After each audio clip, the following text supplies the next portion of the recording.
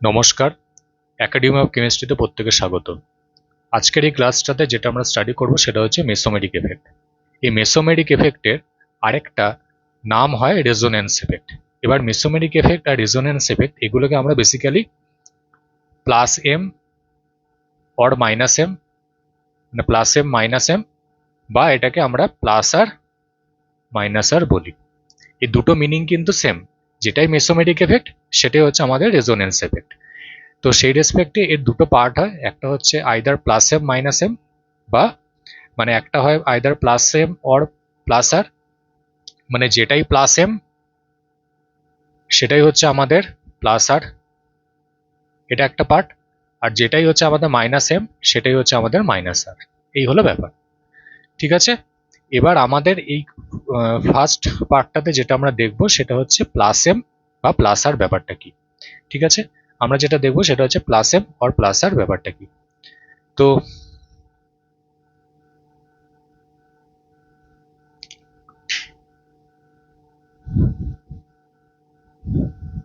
First কেসটা আমরা যেটা দেখব সেটা হচ্ছে আইদার, যেটাকে আমরা বলছি প্লাস এম অর প্লাস আর। এটা মানেটা কি? এটা মানেটা হচ্ছে, যদি এটাকে শর্টে একটা ডেফিনেশন বলি আমরা, সেটা হচ্ছে electron donation in a conjugated pi system,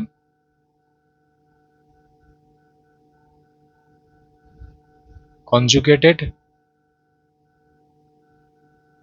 pi system via resonance, ঠিক আছে। Electron donation in a conjugated pi system via resonance. এবার ফার্স্ট আমরা যেটা দেখবো সেটা হচ্ছে কনজুগেটেড পাই সিস্টেম মানেটা কি। কনজুগেটেড পাই সিস্টেম মানে হচ্ছে if single bond and multiple bond are present in the alternate position, ঠিক আছে। আমরা যেটা বলছি যে কনজুগেটেড পাই সিস্টেম মানেটা কি।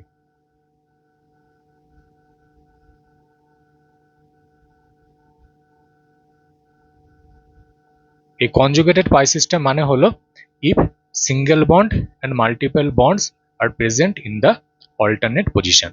মানে সাপোজ যদি আমাদের কাছে CH2 double bond CH, single bond CH, double bond CH, single bond CH, double bond CH2 এরকম কোনো কেস থাকে, তাহলে সেটাকে আমরা কনজুগেটেড পাই সিস্টেম বলতে পারি।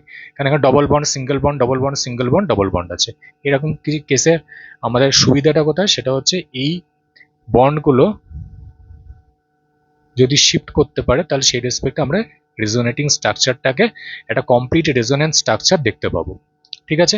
আরেকটা সিচুয়েশন কি হতে পারে, সেটা হচ্ছে যদি আমাদের কাছে কোনো এই বেনজিন রিং টাইপের কোনো রিং থাকে, এটাও কিন্তু কনজুগেটেড পাই সিস্টেমের একটা এক্সাম্পল। অল্টারনেট পজিশনে double bond single bond double bond single bond double bond আছে। তো এইরকম সিচুয়েশনকে আমরা বলছি কনজুগেটেড পাই সিস্টেম। এবার আমাদেরকে যেটা দেখতে হবে সেটা হচ্ছে যে এই প্লাস এম অর প্লাস আর, এই যে পার্টটা আছে এটার কন্ডিশনটা কি, মানে কোন গ্রুপগুলো আমাদের প্লাস এম বা প্লাস আর শো করতে পারবে, মানে সেই গ্রুপের নেচারটা কিরকম হতে হবে। তো সেই রেসপেক্টে ফার্স্ট যদি আমি যে গ্রুপগুলো আমাদের কনজুগেটেড, মানে যে গ্রুপগুলো আমাদের প্লাস এম বা প্লাস আর দেখাবে, সেই গ্রুপগুলোর মধ্যে একটা বেসিক ক্রাইটেরিয়া থাকতে হবে, সেটা হচ্ছে প্রেজেন্স অফ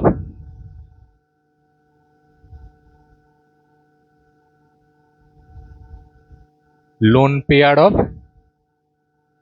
ইলেকট্রন, ঠিক আছে। লোন পেয়ার অফ ইলেকট্রন, এটা হচ্ছে ফার্স্ট ক্রাইটেরিয়া বলতে পারি আমরা, ঠিক আছে। মানে যে গ্রুপগুলো আমাদের প্লাস আর বা প্লাস এম শো করবে তাদের মধ্যে এই লোন পেয়ার অফ ইলেকট্রন থাকতেই হবে। তাহলে কোন কোন গ্রুপ এরকম হতে পারে, যেমন আমাদের NH2 গ্রুপ হতে পারে, OH গ্রুপ হতে পারে, OR টাইপের কোনো, আর মানে হচ্ছে কোনো অ্যালকিল গ্রুপ মানে অ্যালকক্সি গ্রুপ হতে পারে। বা যদি আমরা বলি যে কোনো জায়গায় হয়তো যে কোনো হ্যালোজেন অ্যাটম হতে পারে, বিশেষ করে যেটাকে আমরা ক্লোরিন, ব্রোমিন, আয়োডিন বলছি, এই ধরনের কোনো গ্রুপ হতে পারে যাদের কাছে লোন পেয়ার অফ ইলেকট্রন কিন্তু প্রেজেন্ট থাকে। যেমন এখানে নাইট্রোজেনের কাছে লোন পেয়ার থাকে, ঠিক আছে, অক্সিজেনের কাছে লোন পেয়ার আছে, এখানে ক্লোরিন বা ব্রোমিন এদের কাছে কিন্তু লোন পেয়ার থাকে। তাই সেই রেসপেক্টে কিন্তু এরা প্লাস আর বা প্লাস এমটা শো করতে পারবে।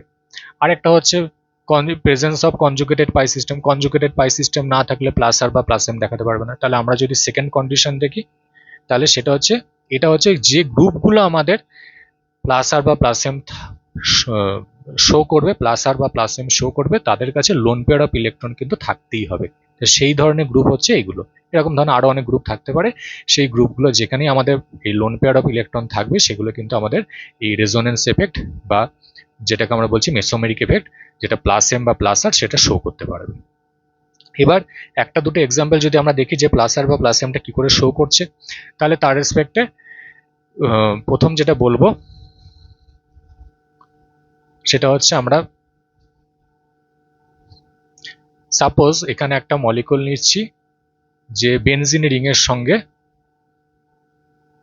সাপোজ আমরা ভাবলাম এখানে ওইচ গ্রুপ অ্যাটাচড আছে। তাহলে এই মলিকুলটা আমাদের কি করে, বা এই যে গ্রুপটা, তার মানে এই ওপরের যে গ্রুপটা আছে সেই গ্রুপটা কি করবে, প্লাস আর ইফেক্ট শো করবে। কেন করবে? কারণ এই অক্সিজেনের কাছে lone pair of electron present থাকে। আর কি, আর এই যে কনজুগেটেড পাই সিস্টেমের প্রেজেন্সটা পাচ্ছে, কনজুগেটেড পাই সিস্টেম না থাকলে আমাদের রেজোনেন্স এফেক্টটা দেখাতে পারবে না। তাহলে এইটা কিন্তু থাকতেই হবে কনজুগেটেড পাই সিস্টেমটা। আর যে গ্রুপটা আমাদের প্লাস আর বা প্লাস এম শো করবে তার কাছে লোন পেয়ার অফ ইলেকট্রন থাকতেই হবে, মানে যেটা ডিরেক্ট, যে অ্যাটমটা ডিরেক্টলি অ্যাটাচড আছে সেই অ্যাটমটার কাছে লোন পেয়ার অফ ইলেকট্রন থাকতেই হবে। তাহলে এরা কি করে প্লাস আর বা প্লাস এমটা শো করবে, সেটা হচ্ছে, আমি যদি এই মলিকুলটাকে আরেকবার ড্র করি, তাহলে এই রেজোনেটিং স্ট্রাকচার যেগুলো হবে, এই অক্সিজেনের মাথায় যে লোন পেয়ারটা আছে সেটা এখানে গেল, এটা এখানে আসবে।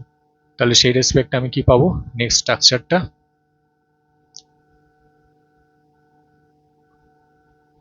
এই অক্সিজেনের মাথায় প্লাস চার্জ পেলাম। এই ইলেকট্রন দুটো যদি এখানে যায়, এটা এখানে যাবে, তাহলে পরের স্ট্রাকচারটা পাবো এরকম।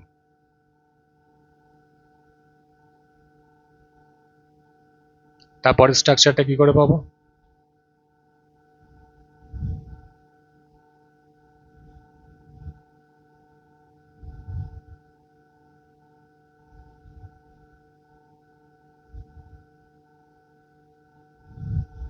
এইভাবে কিন্তু আমাদের প্লাস আর বা প্লাস এম এফেক্টটা এরা শো করতে পারবে। তার মানে একটা জিনিস মাথায় রাখতে হবে, যে গ্রুপটা আমাদের প্লাস আর বা প্লাস এম শো করতে পারে সেই গ্রুপটা ডিরেক্টলি যখন কোনো একটা কনজুগেটেড পাই সিস্টেমের সঙ্গে অ্যাটাচ থাকবে, দেখতে হবে ডিরেক্টলি যে অ্যাটমটা অ্যাটাচড সে তার কাছে লোন পেয়ার আছে কিনা। তাহলে এখানে হচ্ছে কনজুগেটেড পাই সিস্টেম কে ছিল, কনজুগেটেড পাই সিস্টেম হচ্ছে বেনজিন রিংটা ছিল। তাহলে এই বেনজিন রিং এর সঙ্গে ডিরেক্টলি যে অক্সিজেন অ্যাটমটা অ্যাটাচড আছে সেই অক্সিজেন অ্যাটমের কাছে কিন্তু লোন পেয়ার আছে, সেই জন্য কিন্তু এই গ্রুপটা প্লাস আর এফেক্ট বা প্লাস এম এফেক্ট শো করতে পারছে। যদি আমরা নেক্সট পরেরটা দেখি, সেটা হচ্ছে অ্যানিলিন মলিকুল, হয়তো আমরা বললাম,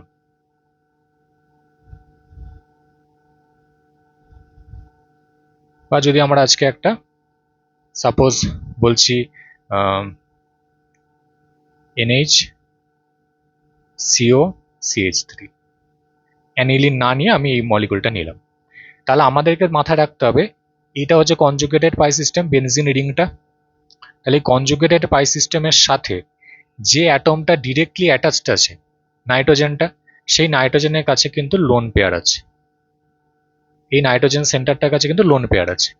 এই লোন পেয়ারটা যদি থাকে তাহলে এ কিন্তু ডিরেক্টলি এখানে ইলেকট্রনটা ডোনেশন করতে পারবে কনজুগেটেড পাই সিস্টেমের থ্রু দিয়ে। তাহলে সেই রেসপেক্টে কিন্তু এখানে আমরা প্লাস আর এফেক্টটা দেখতে পাবো। তাহলে রেজোনেটিং স্ট্রাকচারগুলো দেখতে কেমন হবে,